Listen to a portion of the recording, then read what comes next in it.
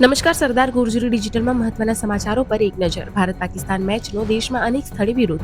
વડોદરામાં ક્રિકેટ પ્રેમીઓ શિવસેનાએ પાકિસ્તાનના ધ્વજના પોસ્ટર બાળ્યા. ઉદ્ધવ સમર્થકોએ ટીવી તોડ્યા. કેજરીવાલે કહ્યું, દેશ સાથે વિશ્વાસઘાત. સુરતના જહાંગીરબાદની પાર્ક પેવેલિયન હોટેલમાં હાઈ પ્રોફાઇલ સેક્સ રેકેટ. થાઇલેન્ડની 13 મહિલાની અટકાયત. ગ્રાહક દીઠ 3,500 થી 5,000 વસૂલાતા. વોટ્સએપ એપથી ચાલતું હતું રેકેટ. વલસાડ, ડાંગ અને ઉનામાં મેઘમહેર. રસ્તા પર પાણી વહેતા થયા. અમદાવાદ ગુવાહાટી ઇન્ડિગો ફ્લાઇટમાં ટેકનિકલ ખામી. સવારે 8:20 કલાકે ટેક ઓફ થનાર ફ્લાઇટ રદ. મુસાફરોને 2.5 કલાક અંદર બેસાડી રખાયા. આણંદ જિલ્લા લોક અદાલતમાં મોટી સિદ્ધિ. એક દિવસમાં 11,459 કેસોનો નિકાલ. 14.70 કરોડનું ચૂકવાયું વળતર. મુંબઈના ગેટવેથી જેએનપીએ ઈ વોટર ટેક્સી સેવા 22 સપ્ટેમ્બરથી થશે શરૂ. બિહાર ચૂંટણી વચ્ચે માંઝીએ એનડીએનું ટેન્શન વધાર્યું. કહ્યું, 15 સીટ નહીં મળે તો 100 સીટ પર લડીશું.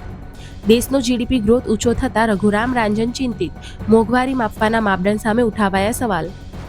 ઇંગ્લેન્ડના બર્મિંગહામમાં ટીવી રિમોટના ઝઘડામાં ભારતીય મૂળના સુરજીતસિંહે માતાની કરી હત્યા. આજીવન કેદની સજા.